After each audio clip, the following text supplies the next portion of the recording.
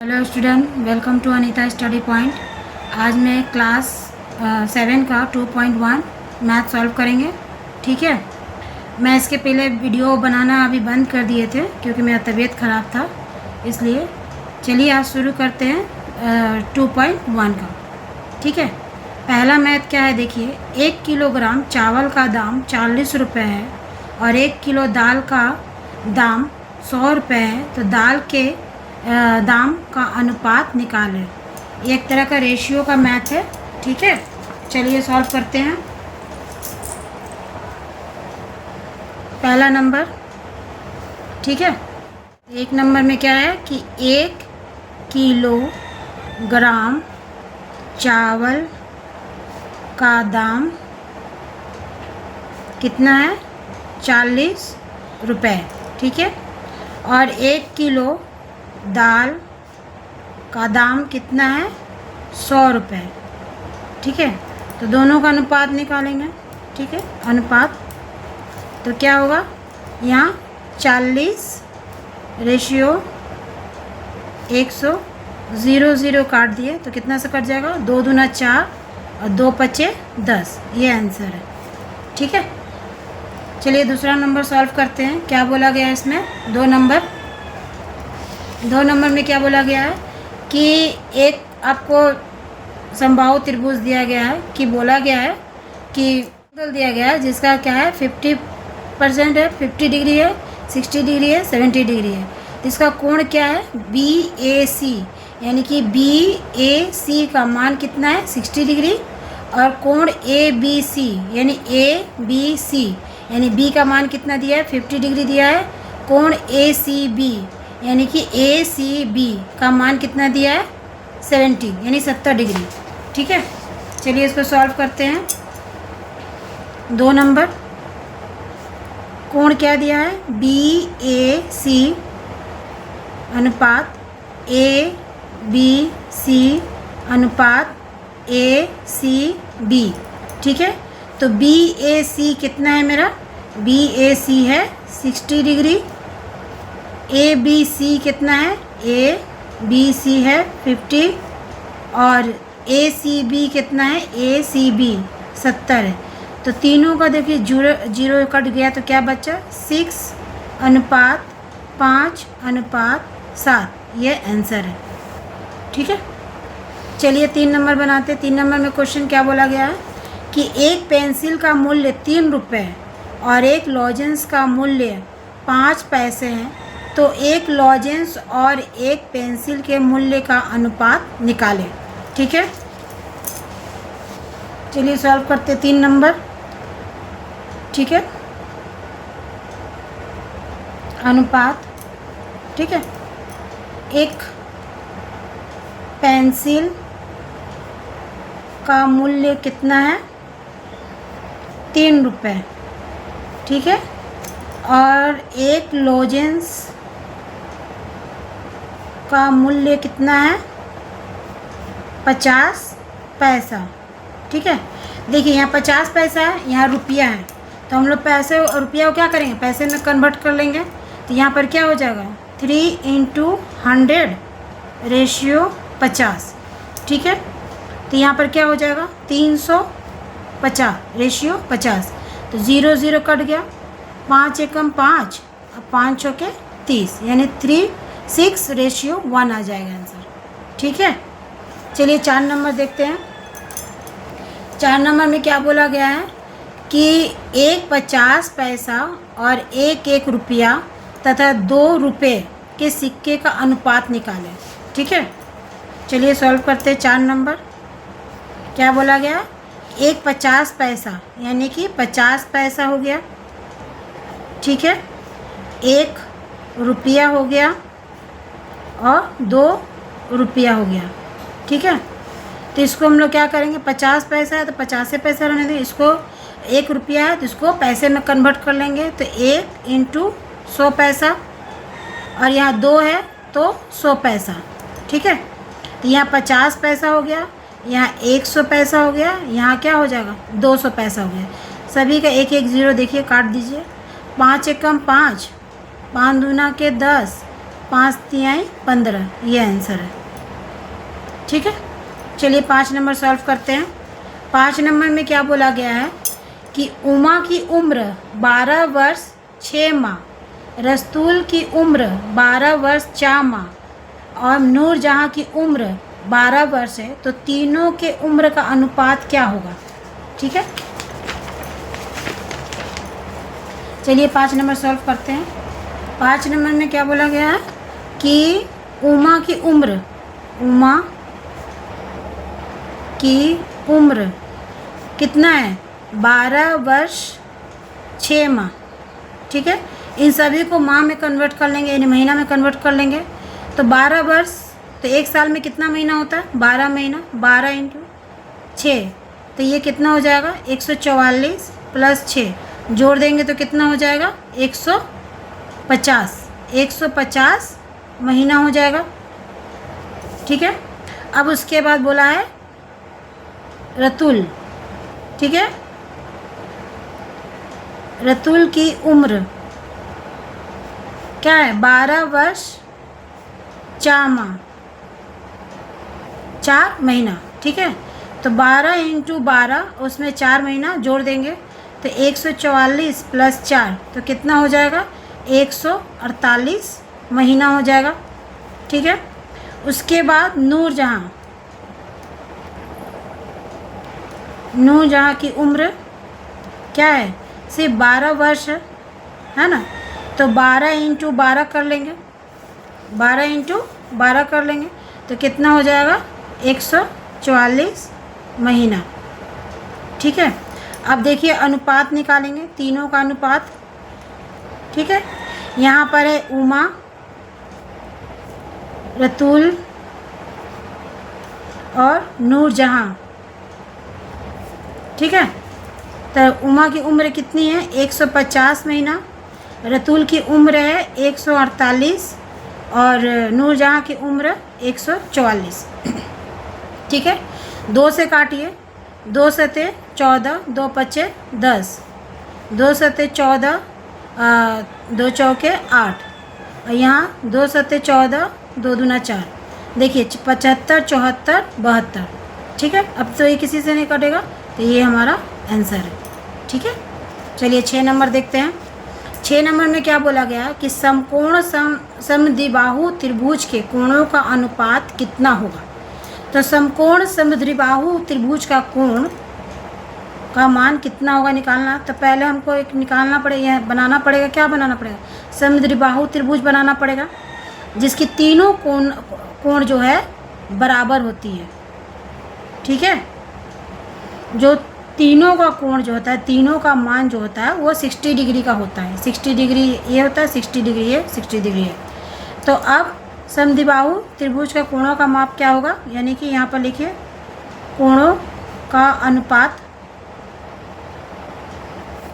क्या होगा, तो 60 डिग्री 60 डिग्री 60 डिग्री, तो ये सभी क्या है 1 से कट जाएगा।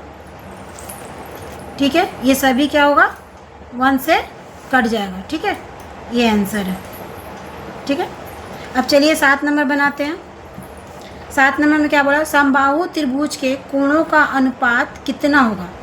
तो समबाहु त्रिभुज बनता कैसे है। ठीक है, समबाहु त्रिभुज ऐसा बनता है। ठीक है, जिसका एक कोण 90 डिग्री का होता है और ये कोण 45 डिग्री का होता है और दूसरा कोण 45 डिग्री कोण होता है। ठीक है, तो कोणों का अनुपात क्या हो जाएगा, कोणों का अनुपात तो 90 डिग्री 45 डिग्री 45। ठीक है, तब इसको काटिए, 3 से काटिए, 3 तरीके 9, 0, 3 एकम 3, 3 पचे 15, फिर 3 एकम 3, 3 पचे 15।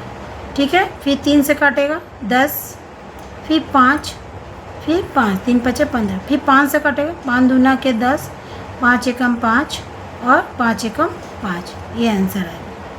ठीक है, चलिए क्वेश्चन नंबर 8 देखते हैं। क्वेश्चन नंबर 8 देखिए, पुलक बाबू और मानिक बाबू के उम्र का अनुपात 7:9, जबकि मानिक बाबू की उम्र 72 वर्ष है, तो पुलक बाबू की उम्र बताइए। ठीक है, चलिए सॉल्व करते हैं इसको। Question number 8। ठीक है, तो मानिक बाबू की उम्र कितनी है? 72 वर्ष है ना, 72 वर्ष है। और हमको निकालना क्या? पुलक बाबू। तो पुलक बाबू की उम्र क्या होगी? तो 72 गुने, देखिए यहाँ पर जो क्वेश्चन में दिया है कि 7:9 है, तो ये तो पुलक बाबू का है, ये मानिक बाबू का है। ठीक है, तो इसको क्या करेंगे? 7/9 लिखेंगे। ठीक है, तो 9 से 72 में भाग देंगे तो 8 बार में कट जाएगा, यानी कि 56 वर्ष। यानी पुलक बाबू की उम्र कितनी है? 56 वर्ष। बाबू की उम्र कितनी है? 56 वर्ष, यानी 56 वर्ष। ठीक है, अब चलिए 9 नंबर क्वेश्चन देखते हैं। 9 नंबर में क्या बोला गया है कि 2 पुस्तकों के मूल्य का अनुपात 2:5 यानी 2:5। प्रथम पुस्तक का मूल्य इतना रुपये है, यानी 32 रुपये 40 रुपये है, तो दूसरी पुस्तक का मूल्य बताएं। ठीक है, क्वेश्चन नंबर 9। ठीक है,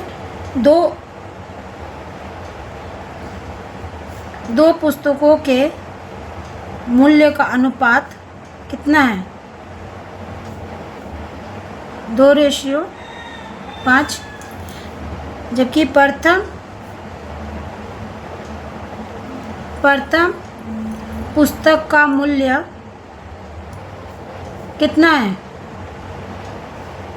32 रुपये 40 पैसे। ठीक है, तो दूसरी पुस्तक क्या होगा?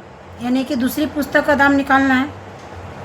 ठीक है, दूसरी पुस्तक का मूल्य। ठीक है, तो क्या होगा? 32.40। यहाँ पर क्या हो जाएगा? 5/2।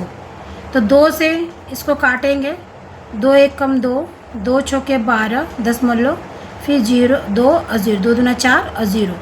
अब इससे गुना करेंगे 5 से, 10 के 0 हाथ में 1, 5 छक्के 30 और 1 31 हाथ में 3, यानी कि 81 रुपये, यानी 81 रुपीज़। ये आंसर है। ठीक है, चलिए 10 नंबर देखते हैं। क्या बोला गया है कि एक वृत्त की परिधि तथा व्यास का अनुपात 22:7 है। उस वृत्त के व्यास की लंबाई 2 मीटर 1 डेसीमीटर है, तो उस वृत्त की परिधि बताइए। ठीक है, तो यहाँ पर लिखिए। चलिए 10 नंबर सॉल्व करते हैं कि परिधि और व्यास, ठीक है, व्यास है 22:7 है। ठीक है, व्यास, वृत्त के व्यास की लंबाई, यानी वृत्त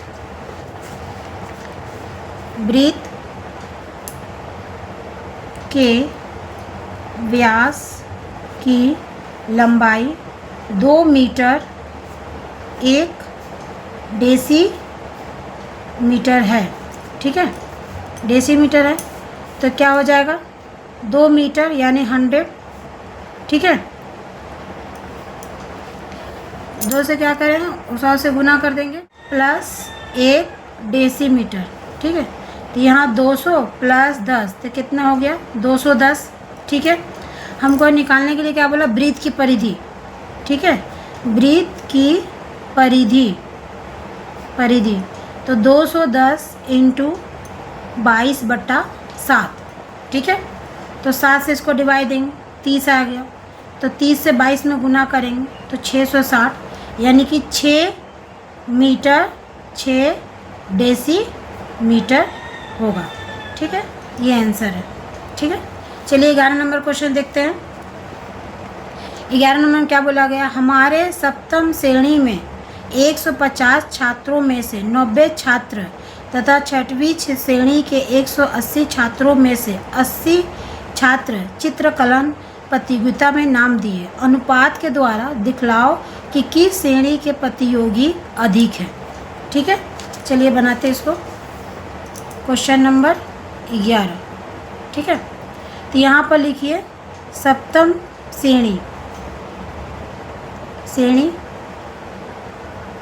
ठीक है, सप्तम श्रेणी तो कितना हो जाएगा 90/150। ठीक है, और आठवीं नहीं है, छठवीं श्रेणी में कुल कितने छात्र 180 में से 80 छात्र चित्रकला में प्रस्तुत हुए, यानी 80/180। ठीक है, यहाँ देखिए 0 0 काट दीजिए पहले। 3 तरीके 9, 3 5 15, यानी 3/5। तो इसको भागा देंगे तो क्या हो जाएगा 0.6 हो जाएगा। यहाँ 0 0 कट गया तो 2 चौके 8 और 2 9 18, यानी 4/9। तो 9 को 4 से डिवाइड दीजिए, कितना बार में कटेगा, तो 9 का 18 27 36, 4 बार में। ठीक है, फिर 4 बार में जाएगा 36। इसी तरह ये कंटिन्यू चलते जाएगा तो यहाँ पर आएगा 0.44। तो प्रतियोगिता में बताया गया कि किस श्रेणी की प्रतियोगी अधिक है, तो 0.6 0.44, यानी कि सप्तम श्रेणी के छात्र प्रतियोगिता में अधिक है। सप्तम श्रेणी के छात्र प्रतियोगिता में अधिक हैं। ठीक है, सप्तम श्रेणी में के छात्र प्रतियोगिता में अधिक है। ठीक है, ये आंसर है। ठीक है, आज क्लास 7 का 2.1 है ना, ये चैप्टर जो है पूरा सॉल्व कर दिए। ठीक है, सॉल्व हो गया। ठीक है, अगर वीडियो अच्छा लगा हो तो लाइक शेयर सब्सक्राइब ज़रूर करें। Okay, thank you.